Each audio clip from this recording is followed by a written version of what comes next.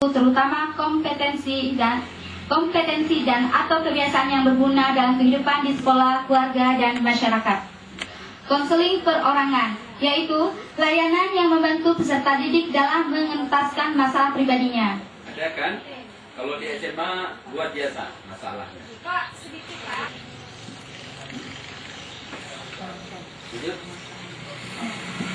Konseling perorangan. Udah kan ya? Enggak ya? Sekarang bimbingan kelompok. Bimbingan kelompok, yaitu layanan yang membantu peserta didik dalam pengembangan pribadi, kemampuan hubungan sosial, kegiatan belajar, karir atau jabatan, dan pengambilan keputusan, serta melakukan kegiatan tertentu melalui dinamika kelompok. Konseling kelompok, yaitu layanan yang membantu peserta didik dalam pembahasan dan pengentasan masalah pribadi melalui dinamika kelompok. Konsultasi, yaitu layanan yang membantu peserta didik dan atau pihak lain dalam memperoleh wawasan, pemahaman, dan cara-cara yang perlu dilaksanakan dalam menangani kondisi dan atau masalah peserta didik. Mediasi, yaitu layanan yang membantu peserta didik menyelesaikan permasalahan dan memperbaiki hubungan antar mereka. Kalau ada masalah, nah mitanya di SMA luar biasa, ya kan? Persoalan sepele saja, tapi bisa berkelahi. Padahal mereka adalah bersaudara. Inilah tugas kita. Lanjut, tidak ada masalah ya, karena waktu lanjut. Ya, kita.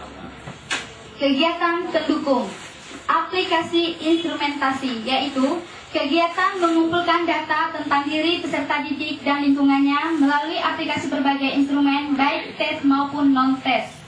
Aplikasi instrumen itu alat namanya. Salah satu alatnya boleh melalui tes maupun non-tes. Himpunan data, yaitu kegiatan menghimpun data yang relevan dengan pengembangan peserta didik yang diselenggarakan secara berkelanjutan, sistematis, komprehensif, terpadu, dan bersifat rahasia. Diselenggarakan secara berkelanjutan, sistematis, artinya berurut, ya, berurut A, B, C, kemudian komprehensif secara menyeluruh, cuman terpadu terkait satu dengan yang lain, dan bersifat rahasia. Tolong kalau ada rahasia siswa tidak boleh satupun yang tahu, dan itu hanya kita, kecuali orang-orang tertentu yang layak dikomunikasikan. Ya Bu ya, ingat sekali itu. Kalau sempat bocor ini gagal konsultasi kita. Tidak boleh satu pin tahu. Jelas? Makanya kalau saya sudah buat ruang khusus, tutup rapat itu. Masuk ke sana, saya sendiri tidak paham. Dan itu ada guru khusus memang. Saya tanya, aku tidak mau Pak. Ya. Apa tadi? Oh tidak Pak, biasa aja. Saya sebenarnya adalah konsultannya. Kecuali hal yang tidak dapat ditangani baru dilaporkan kepada saya. Karena sangat pribadi dan rahasia, tidak boleh. Itulah Bu, apalagi diberitahu kepada orang perempuan. Informasi hanya segini, ditambahnya segini. Kenang kaku betul. Ya, segini cuma kasusnya, tapi bisa panjang seperti ini. Panjangnya sampai ke rumah, pegang-pegang ayah, jemuliannya. Ya kan? Pada saat anak bergaul, kebetulan teman ini, tentang perbedaan pendapat, terungkap. Kasus kan? Begitu.